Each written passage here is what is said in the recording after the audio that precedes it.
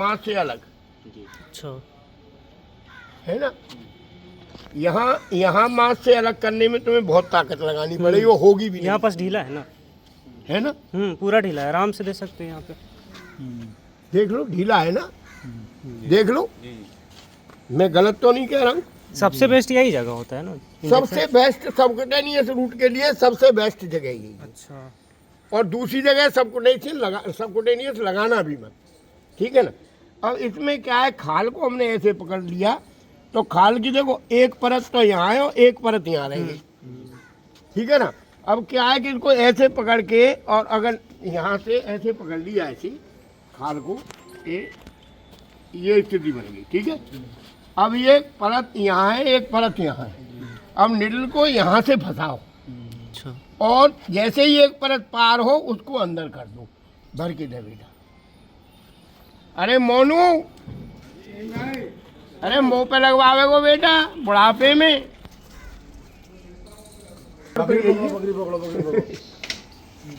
अब इनको बता के कि खाल से अलग कैसे है और किस तरीके से निडल डालनी है।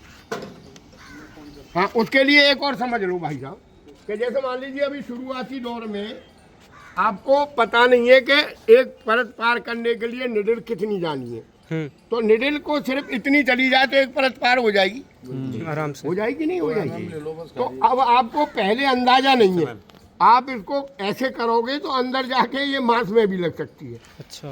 तो आपको उसके लिए इसकी जो टोपी होती है ना, ये इसका जो कैप होता है ना, ये इसको यहाँ से काट लेंगे, बिल्कुल ब्लेड से काटने के बाद फिर इसको इसी पे चढ़ा देंगे, तो वो यहाँ तक निडल खाली रहेगी और बाकी ढक जाएगी। ओवर जाएगा। फिर आप आराम से खाल को अधर करो। गुरुदेव जी, निडल क्या नंबर की होनी चाहिए? निडल होनी चाहिए 20-22 नंबर, 20 या 22, ये तो 20 नंबर की, ये 20 नंबर की है, अच्छा। ठीक है ना, 20 नंबर की भी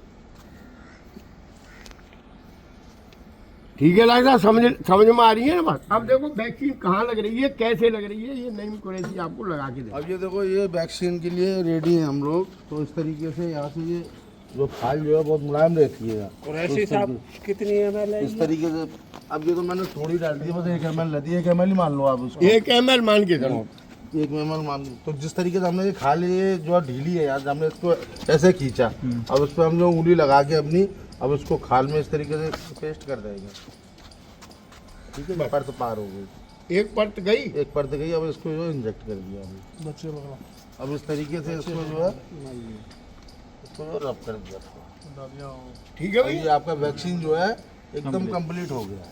अच्छा, और कोई वैसा है इसमें बेटा? देखो इंट्रामस्कुलर के लिए क्या है कि हमें अब यहाँ उल्टा देखना है। अब हमें देखना है कि जहाँ मांस ज्यादा, तो बकरी में मांस या तो गर्दन में ज्यादा होता है या ये पुट्ठे पर होता है, लेकिन पुट्ठे पे हड्डियां होती हैं बड़ी मजबूत, समझे कि नहीं। तो अगर पुट्ठे पे तुमने जरा गहरी लग गई निडल, और वो हड्डी से टकरा के उसने किसी नर्व को डिस्टर्ब कर दिया, नर्व अलग चीज है, नस अलग चीज है। तो नर्व वो है जो दिमाग को संदेश ले जाती है और दिमाग के ऑर्डर को संबंधित अंग तक पहुंचाती है। तो अगर आपने यहाँ लगाया और कोई नर्व डिस्टर्ब हो गई, मान लो इस पैर वाली नर्व डिस्टर्ब हुई, तो ये पैर पैरालाइज हो जाएगा बकरी का। तो आप रिस्क न लें। बकरी के गर्दन पे एक हड्डी अंदर होती है बस यहाँ, बाकी ये सब मांस ही मांस है। देखो यहाँ से यहाँ तक ये सब मांस ही मांस है ना, क्लियर क्लियर है, कोई हड्डी नहीं है इसके बीच में। अब जब हड्डी नहीं है तो हड्डी और उसके बीच में नर्व आने का सवाल ही नहीं है। सही बात, ठीक है ना। तो यहाँ पर इंजेक्शन जो है आराम से डाल सकते हैं। अगर जैसे मान लो आप बायोवेट की वैक्सीन लगा रहे हैं, अच्छा, तो आपको गहरे मांस में लगानी है। उसको खाल को ऐसे खींच के बिल्कुल चिपका लो यहाँ मांस से, जिससे मांस में गहरे मांस में चली जाए, और उसको यहाँ पर ही इंजेक्शन बायोवेट यही लगानी है।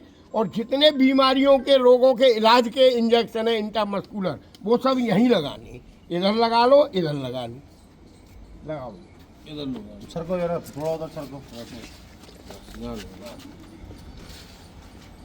देख लो बेटा, देख लो। इधर घूम, थोड़ा इधर आ जाओ। अब जो है ये आपका जो है इंटरमस्कुलर के लिए हमने इस तरीके से खाल खींची। अब ये मांस यहाँ पे आ गया। अब इसको जो है उंगली लगा के इसमें कम से कम 4 mm डाल दो अंदर, ठीक है। अब ये जो है आपका इंटरमस्कुलर में इसको पेस्ट कर दो। तो ये मांस में, गहरे मांस में जाके फिर इसको जो है थोड़ा मल लो। मलना जरूर है, मलना जरूर है, मलना, दवाई उसको इकट्ठी भी हो मलना है, जाएगी। क्योंकि अगर मलोगे नहीं तो दवा एक जगह रहेगी तो गांठ बन जाएगी और पक कोई फायदा जाएगी। नहीं होगा। बिल्कुल। ठीक है, इसलिए उसको मालिश जरूर करनी है। और ये तो ये है कि जब बकरी भागती है तब ऑटोमेटिक रबिंग होती है। रनिंग भी होती रहती है उसकी, तो वो अपना वो चलता रहता है उसका। ये जो सबकुटेनियस रूट वाली की तो ऑटोमेटिक रबिंग भी होती है, लेकिन इसकी रबिंग नहीं होती, इसलिए इसको जो है आपको ढंग से रहूंगा। डॉक्टर साहब कोई दिक्कत, आपको यहाँ ही लगाना है इस जगह पे गर्दन, और आँख मीच के डाल दो, यहाँ हड्डी नहीं है बिल्कुल, ठीक है ना। वैक्सीनेशन के लिए भी यहीं पे? वैक्सीन यहाँ नहीं लगेगी, वैक्सीन यहाँ नहीं, बायोवैक्स लगेगी यहाँ। अच्छा, सिर्फ बायोवैक्स। हाँ, बाकी 3 तो सबकुटेनियस रूट से यहीं लगेगी, खाल के नीचे। ये वाला मांस ना PPR ये मांस नहीं, ET, ये तो इसकी वो नस है। PPR फिर समझ लो भाई, नीचे लेनी है, इससे नीचे थोड़ी मांस। PPR और ET और गॉड पॉक्स।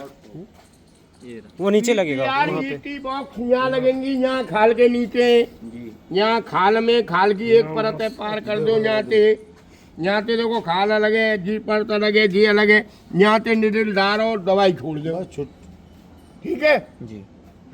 फिर ऐसे करके रबड़ कर दो। PPR ET और गोट पॉक्स लगेगी यहाँ। हाँ, बाकी जो है वो बाकी जो बायोबैट है बायोवैक वो आम लगेगी। वो लगेगी गर्दन में, गहरे मांस में, अच्छा। और इस जगह पर लगेगी। लगा के दिखा दी ना मैंने, और लगवाऊं एक बार? नहीं नहीं नहीं, समझ गए एकदम लोगों के क्लियर है। क्लियर हो जाना चाहिए आपका क्वेश्चन। अब तीसरा जो रूट है वो होता है इंट्रावीनस।